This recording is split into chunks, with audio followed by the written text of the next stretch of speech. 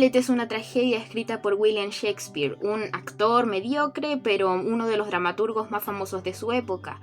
Nacido un 23 de junio de 1564 y fallecido en la misma fecha, pero del año 1616.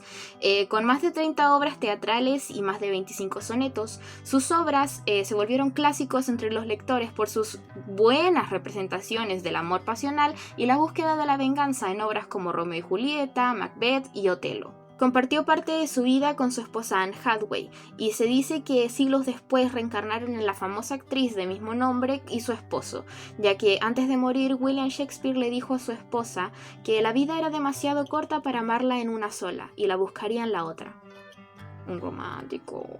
Escribió Hamlet entre 1598 y 1602 aproximadamente, aunque no se sabe si estas son las fechas exactas, pero se sabe que fue escrito en una etapa en que el teatro era de gran importancia en el público británico, ya que estaban en la etapa isabelina, bajo el mandato de la reina Isabel I, quien dio la oportunidad a muchos escritores para que den visibilidad a sus obras teatrales, a sus poesías y a su literatura en general. Esto caracterizó el drama isabelino, del cual William Shakespeare fue parte. Hamlet es una tragedia que comienza a desarrollarse cuando Horacio, el amigo de Hamlet hijo, el protagonista, le avisa que un espíritu semejante a la figura de su padre recientemente muerto, el anterior rey de Dinamarca, ha estado paseando por los pasillos del castillo. Hamlet hijo espera el llegar de la noche para hablar con el espíritu de su padre, y al darse cuenta que realmente es su padre, comienzan a conversar. Víctor le dice a Joel: "Móntate en mi motora". Y este fantasma le dice que realmente él no había muerto por el veneno de una serpiente, y que cuando él estaba durmiendo en el jardín, su hermano Claudio, el actual rey de Dinamarca, lo había matado poniéndole veneno en el oído. Todo esto con el objetivo de acceder al trono y casarse con Gertrudis, la madre de Hamlet. La petición que tiene el fantasma es que Hamlet, su hijo, mate a Claudio para vengar su muerte. Así, Hamlet dice: voy a hacer una obra para comprobar por la reacción de su tío si él realmente había matado a su padre. A su vez, Hamlet finge estar loco para poder planear la venganza más libremente. En el camino de planear su venganza, se cree que la razón de la locura de Hamlet es el rechazo amoroso de Ofelia, la hija de Polonio, pero luego se comprueba que esa no es la razón verídica, porque ponen a prueba a Hamlet haciendo que Ofelia le devuelva todos los regalos que él le había dado a ella, y él finja demencia diciendo que él jamás le había regalado nada y que no estaba interesado en ella. Con el paso de la historia, Hamlet finalmente presenta la obra representativa de la muerte de su padre, y pendiente a la reacción de su tío, se da cuenta que él sale algo afectado de la escena, así dándose cuenta que lo que le había dicho el fantasma era información verídica. Por lo fuerte que había sido la obra, Polonio, el ex consejero del rey Hamlet, le pide a Gertrudis que converse con su hijo, para así llegar a alguna solución, alguna respuesta de por qué él está haciendo estas cosas. Entonces Gertrudis cita a Hamlet a su habitación, y en el camino el protagonista se topa con su tío Claudio rezando y lamentándose por el crimen que había cometido, creyendo que en ese momento podía ser su oportunidad de vengarse. Pero al pensarlo mejor se da cuenta que ese momento no es el adecuado, ya que él está lamentándose por su crimen, y de ese modo él no iría al infierno, sino que iría al cielo, ya que a los ojos de Dios él está perdonado y ya no tiene ningún pecado en su espalda. Te amo, Dios.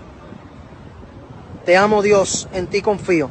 Finalmente, Hamlet acude a la habitación de su madre y ahí empiezan a discutir.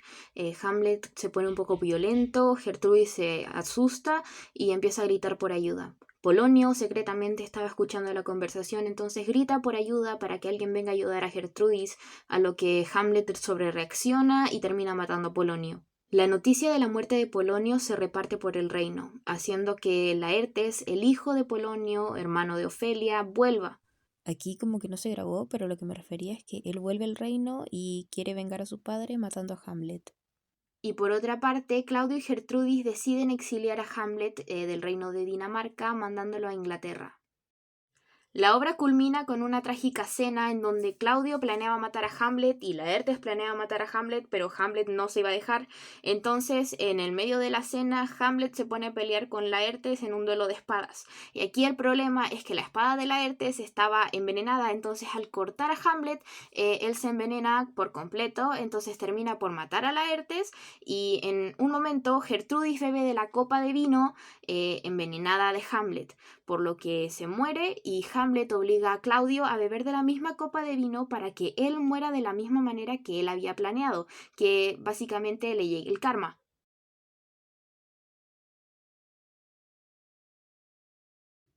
Hamlet es un hombre que no aprecia la vida, no ve un sentido en estar vivo porque todo le repugna.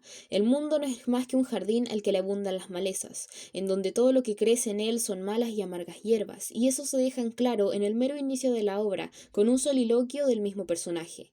¿Es un suicidio una opción? Eso es lo que él desearía. Sin embargo, no quiere ser condenado por un ser todopoderoso, y es por eso que prefiere condenarse a vivir en un mundo que él mismo odia.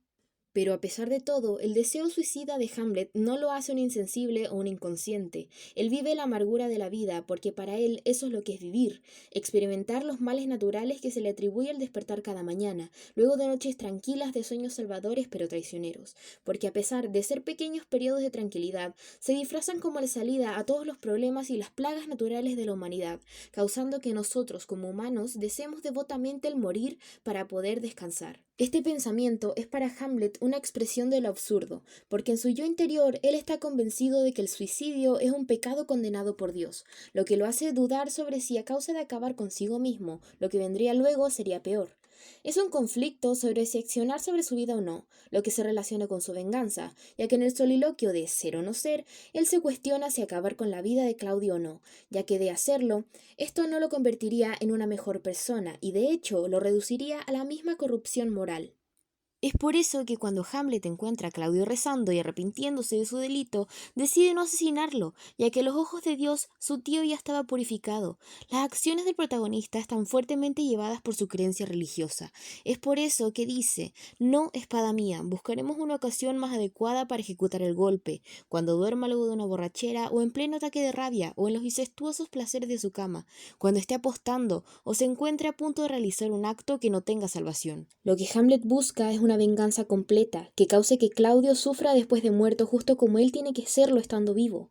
Así es como se relaciona la muerte con el conflicto interno del protagonista y sus reflexiones sobre la existencia humana, ya que él, siendo un joven deseoso de descanso y calma, se ha resignado a una vida llena de calamidades y ha logrado encontrarle sentido a su propia tragedia.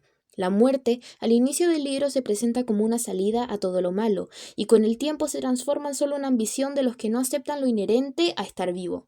En conclusión, el rol que cumple la muerte sobre las reflexiones de Hamlet y el sentido de su propia existencia se resume a una contradicción, ya que por una parte está el suicidio, que para él es un deseo y una liberación, al igual que un pecado, y por el otro está la venganza y el asesinato, que también es mal visto por todos, el reino, Dios y él mismo, ya que es una acción que lo reduciría a la culpa y lo dejaría peor de lo que estaba.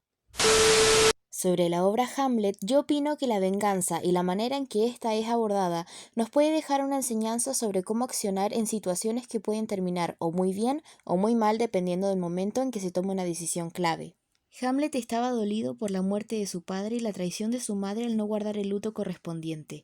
Por eso, al enterarse de que la causa de muerte del rey era un envenenamiento causado por su tío, confió en que el momento correcto para vengarse llegaría. Nos hacen ver la venganza como algo que no se debe tomar a la ligera, como algo que no debe cometerse sin antes tener pruebas. Es por eso que él monta una obra relacionada a la historia que el fantasma de su padre le dijo. He oído que cuando los culpables asisten a una representación teatral se han impresionado tanto con la alusión de la escena que de pronto han confesado sus delitos a la vista de todos, dijo Hamlet.